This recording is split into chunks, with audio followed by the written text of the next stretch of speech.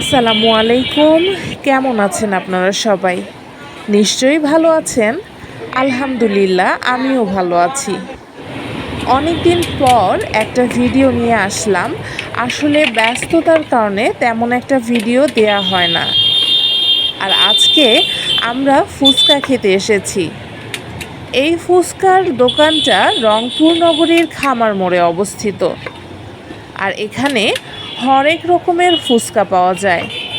যেমন ধরেন দই ফুচকা, ডিম ফুচকা, পানিপুরি, আবার ভেলপুরিও পাওয়া যায়। আমরা অবশ্য অর্ডার করেছিলাম দই ফুচকা। আর আমি দাঁড়িয়ে দাঁড়িয়ে তাদের ফুচকা তৈরির প্রসেস দেখছিলাম। আসলে প্রত্যেকটা কাজেই দক্ষতার প্রয়োজন হয়, আর সাথে তো পরিশ্রম অবশ্যই।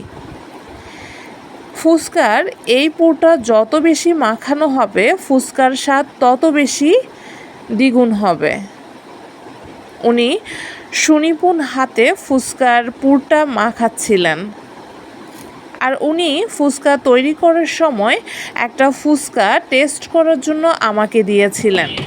খুবই মজার ছিল ঢাকার ফুচকা আর এদিকের ফুচকার মধ্যে ভিন্নতা আছে।